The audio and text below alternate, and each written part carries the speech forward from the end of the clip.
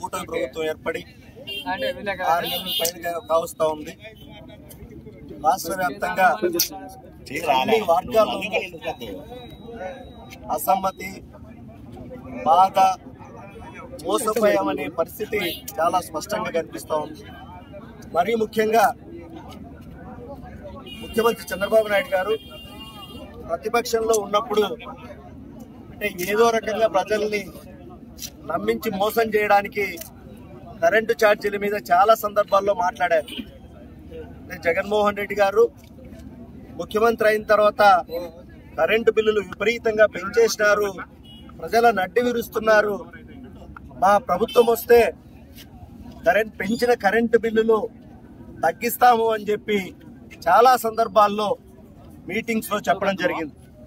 మరి ఈరోజు ప్రభుత్వం 6 నెలలైంది, కరెంటు బిల్లు పెంచకపోవడం గత దేవుడెరుగు.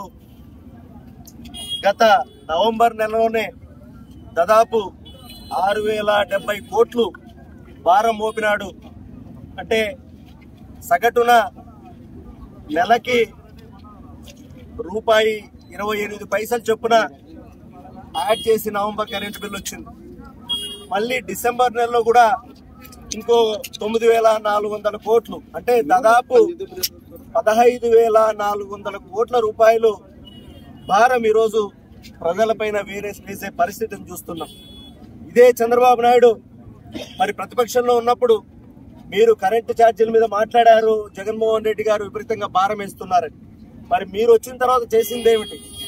అట్లాగే సోలార్ ఎనర్జీ తెస్తాను, సోలార్ నేనే కనిపెట్టా అన్నట్టుగా మాట్లాడి మరి ఏదో రకంగా నేను తగ్గిస్తా అని చెప్పి ఆ రోజు ఆయన ప్రభుత్వంలో మరి కరెంటుని, సోలార్ ని ఇవన్నీ ₹4.50 యూనిట్ కొని ఒప్పందాలు చేసుకుని మరి జగన్మోహన్ రెడ్డి గారు వచ్చిన తర్వాత ఆ ఒప్పందాలని ₹2.50కే దాదాపు కొన్నా కూడా ఈరోజు సెకితో ఒప్పందం చేసుకున్నా కూడా ఈరోజు మళ్ళీ జగన్మోహన్ రెడ్డి గారి మీద అబాండాలు వేసే పరిస్థితి చేస్తున్నారు. మరి ఎన్నికల్లో వాగ్దానాలు ఇచ్చారు, మరి ఈరోజు జగన్మోహన్ రెడ్డి గారు ఇస్తున్న పథకాలన్నింటినీ ఇస్తాము, సంపద సృష్టిస్తాము, వాటికి తోడుగా సూపర్ 6 పథకాలు కూడా ఇస్తామని చెప్పి ప్రజల్ని నమ్మించి సీఎం కుర్చీలో కూర్చుంటూనే అవన్నీ మర్చిపోయి మళ్ళీ కూడా జగన్మోహన్ రెడ్డి గారి మీదనే మాట్లాడడం మొదలెట్టేశారు. అంటే వీళ్లకు పరిపాలన చేతగాక కేవలం జగన్మోహన్ రెడ్డి గారిని, ఆయన వ్యక్తిత్వాన్ని, ఆయన పరిపాలనని ఎంతసేపు ఉన్నా చెడ్డగా మాట్లాడడం తప్ప వేరే పని పెట్టుకోలేదు. మీరు ఈరోజు ఇక్కడే ఒకటే మాట్లాడుతున్నాం మీ అందరినీ కూడా, ఈరోజు కూటమి ప్రభుత్వాన్ని. మీరు వచ్చిన ఈ 6 నెలల్లో ఒక్క పెన్షన్ తప్ప మీరిచ్చిన మేనిఫెస్టోలో ఏ ఒక్క పథకమైన అమలు చేశారా అని మీకు దమ్ము ధైర్యం ఉంటే మా ప్రభుత్వంలో ఎమ్మెల్యేలు గడప గడపకు ఎమ్మెల్యే కార్యక్రమాన్ని చేసినట్టు మీరు కూడా ఈరోజు ప్రజాప్రతినిధులంతా గడప గడప కదా దేవుడెరుగు, కనీసం పల్లెలకి వెళ్ళి ఒకసారి చూసండి, ప్రజల పరిస్థితి చూడండి. ప్రజలు తిప్పి మీ కొట్టడానికి సిద్ధంగా ఉన్నారు. అందుకనే మీరు భయపడి ఇల్లు దాటలేకున్నారు, విజయవాడ దాటలేకున్నారు. మరి ఇదే జగన్మోహన్ రెడ్డి గారు మేనిఫెస్టోలో ఇచ్చిన ప్రతి అంశాన్ని చేసి చూపించినాడు.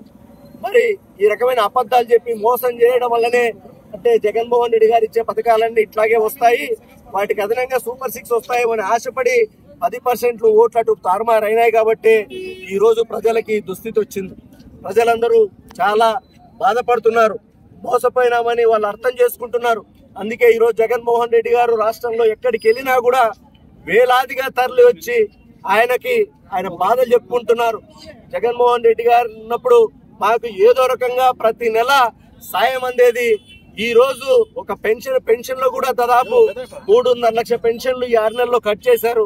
మళ్ళీ రాబోయే 6 నెలల్లో ఇంకో 3.5 లక్షలు కట్ చేయడానికి కూడా వాళ్ళు సిద్ధం చేసుకుంటున్నారు ప్రణాళికలు. అంటే ఎక్కడా కూడా అంటే ఆర్థిక విధ్వంసం చేసినాడని మళ్ళీ జగన్మోహన్ రెడ్డినే తప్పుపట్టడం తప్ప మీరు సంపద సృష్టించి మేము అన్ని చేస్తామని చెప్పిన వాళ్ళు మరి సంపద ఏ రకంగా సృష్టిస్తారని చెప్పడం లేదు. కానీ ఈ 6 నెలల్లోనే దాదాపు ₹1,00,000 అప్పు చేయడానికి, అట్లాగే ప్రభుత్వ ఆస్తులు తాకట్టు పెట్టడం, అమ్మడం, ఆ డబ్బులతో మళ్ళీ ప్రజలకు ఏమైనా చేస్తారంటే అవి కూడా కాకుండా మళ్ళీ ఆ డబ్బులన్నీ మీరు మీ ఘనమంతా పంచుకునేకి అమరావతిలోనే చేస్తున్నారు తప్ప ఎక్కడ రైతుల గురించి కానీ, విద్యార్థుల గురించి కానీ, మహిళల గురించి కానీ ఎక్కడా కూడా మీరు ఆలోచన చేసిన పాపాను కూడా నేను ఒక్కటే చెప్తున్నాను, ఎప్పుడూ కూడా